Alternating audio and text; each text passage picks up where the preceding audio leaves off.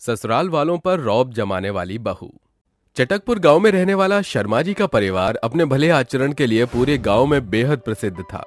शाम होने को आई थी, तभी सोबती हाथों में कटोरी लिए शांति देवी के घर दस्तक देती है।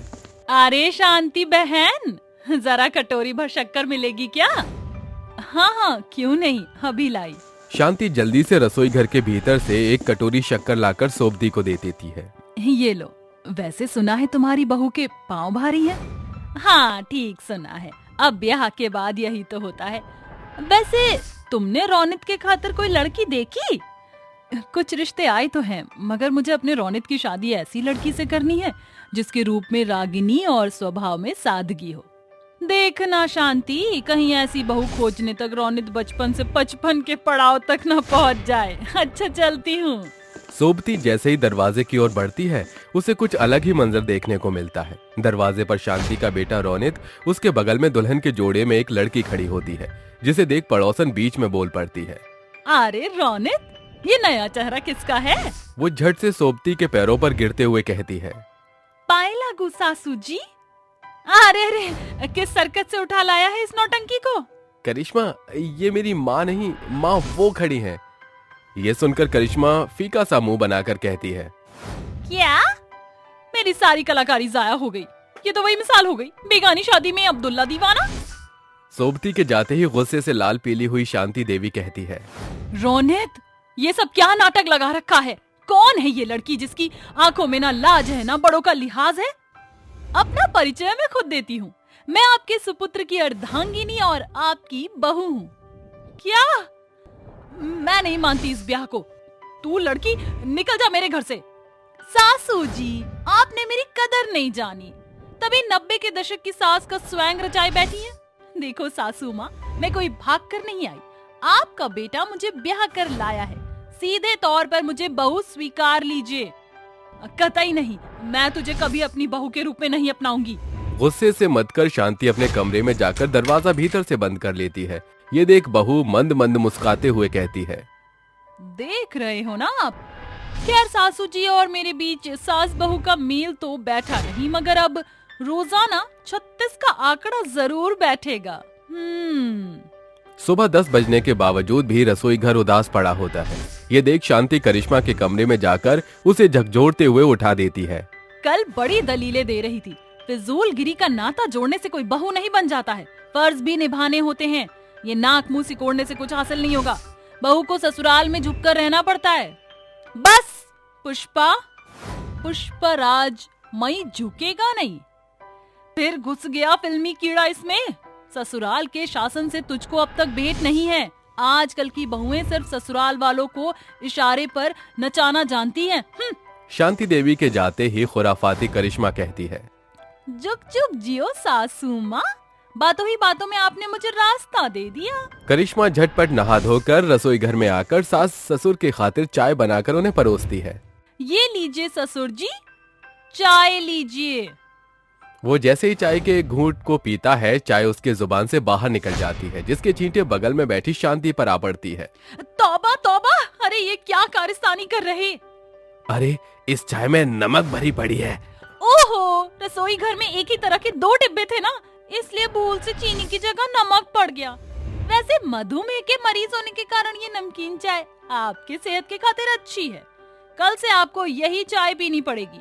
ये इल्तिजा नहीं बल्कि इस बहू का ऑर्डर है। एक और बात माँ जी, लगता है ससुर जी को फाग खेलने का मन है, तभी उन्होंने पिचकारी मारी। बहू को ऐसे हंसते देख बौखलाई हुई शांति दांत पीस कर कहती है, बहुत बत्तीसी निकाल रही है। ऐसा ना हो कि मैं तेरे खून से होली खेलूं बहू रानी। सासू जी, शायद आपको रौनक ने बताया नहीं कि मैं मशहूर वकील की बेटी हूँ।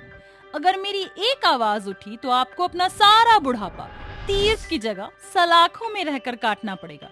इसलिए वाणी में मधुरता लाइए। तू अपने पिता के रुतबे और पद का धौंस जमाकर हमको अपने इशारे पर नचाना चाहती है, ऐसा ही समझ लीजिए। बहू के इस बर्ताव से सास ससुर को हर दिन भारी पड़ रहा था। एक शाम फिर, रौनक बेटा, आज तेरी तनख्वाह मिलने की तारीख थी ना? ससुर जी, रौनक की तनख्वाह मिल भी गई और सही हाथों में आ भी चुकी है। अब से इस घर की बागडोर मेरे हाथों में है। इसलिए मैंने कुछ नियमों में बदलाव किया है। आज से सभी का खाना पूछ कर बनेगा। ससुर जी, आज से आपकी जिम्मेदारी है कि बाजार से भाजी तरकारी आप लेकर आएं और माँ जी आप पूरा दिन टीवी में नजरें गड़ाए बैठी रहती हैं। इतनी इलेक्ट्रिसिटी बिल कौन भरेगा? शाम को भजन कीर्तन के लिए मंदिर जाया करिए। क्यों रे नकारे, तेरे आंखों के सामने तेरी बीवी हमें इतना कुछ कह रही है और तू बुद्ध बनकर खड़ा देख रहा है। सुन बहू, हम तेरे सास ससुर हैं। अगर तू हमें अपने हाथों की कठपुतली बनाकर अपने इशारों पर नचाना चाहती है तो ये ख्याल दिमाग से निकाल दे। अपनी अकड़ को कृपया अपनी जेब में रखें शर्मा जी। जो मैं बोलती हूँ वो मैं करती हूँ और जो मैं नहीं बोलती वो मैं डेफिनेटली करती हूँ। It's my rowdy style. सवेरे करिश्मा खाना पीना तैयार टेबल पर परोसती है। इतने में सास ससुर उठकर कमरे की ओर बढ़ने लगते हैं। कहाँ चल दिए आप दोनों? हमें तुम्हारे हाथों का बना खाना नहीं खाना। तुम्हारा पकाया खाना खाने से अच्छा भूखा रहना है। अगर इस खाने का एक भी दाना बर्बाद हुआ तो इसकी भरपाई आपके पेंशन से कटेगी ससुर जी। तुम जानबूझकर ऐसी शर्त रखती हो ना ताकि हम तुम्हारे इशारे पर नाचें? क्या मिलता है तुम्हें हमको सर्कस के बंदर की तरह अपने इशारों पर नचाकर? ये भी कोई खाना है भला? दाल एकदम विधवा हुई पड़ी है, सब्जी में मिर्च का आता पता नहीं। बुढ़ापे में सादा खाना आप दोनों के खातिर बेहतर है। उससे सेहत भी सही रहेगी और दिमाग में भी शांति रहेगी, जिसकी आपको बड़ी जरूरत है। समय गुजरता चला जा रहा था मगर करिश्मा के बर्ताव में कोई बदलाव नहीं आता। तकरीबन 1 महीना गुजर जाता है। बस बहू, बहुत हो गई तुम्हारी ज्यादतियां। आज हम दोनों घर छोड़कर जा रहे हैं। तुम्हें हमको अपने इशारे पर जितना नचाना था नचा चुकी। आप लोग जाना चाहते हैं ना? ठीक है, जाइए, आपको रोकूंगी नहीं। मगर जाने से पहले एक कड़वा सच सुनते जाइए। ससुराल वाले चाहते हैं कि उन्हें हर तरह से गुणी संस्कारी सर्वगुण संपन्न बहू मिले। मैं ठीक कह रही हूँ ना? इसमें हर्जे क्या है? जिस तरह ससुराल के लोगों में नई बहुओं से अनेकों आशाएं होती हैं, वैसे ही जब एक लड़की बहू बनती है तो वह मन के सैकड़ों अभिलाषाओं की लौ जलाकर आती है। वह मायके की सोन चिड़िया कहलाती है, मगर फिर क्यों ससुराल की कठपुतली बनकर रह जाती है? ये सुनते ही दोनों के मुंह पर ताला पड़ जाता है। अगर पहले दिन ही मैं खुद को आदर्शवादी बहू में ढाल लेती तो मुझे संस्कारी बहू का ओहदा मिलता। जब खुद के साथ बीती तब दर्द का एहसास होता है। हम बहुओं को भी ऐसे ही कठपुतली बनाकर इशारों पर नचाया जाता है, जिसका मैं विरोध करती हूँ। आपको ये घर छोड़कर जाने की जरूरत नहीं है, मैं जाऊंगी। करिश्मा जाने के लिए जैसे ही आगे बढ़ती है तभी रुक जा बहू। एक औरत होकर मैं तेरे विचारों को ना समझ सकी, मगर आज तूने इस घर को एहसास दिलाया कि बहू सिर्फ घर की लक्ष्मी नहीं बल्कि वो अनमोल धागा है जो सभी रिश्तों को पिरो कर रखती है। बहू, अब से तो इस ससुर की बहू से बढ़कर इस बाबुल की बेटी है। खुशियां आप सभी के आंखों से बह रही हैं। इस तरह अंत में करिश्मा को बहू का मान और ससुराल के प्यार दुलार दोनों हासिल हो जाते हैं।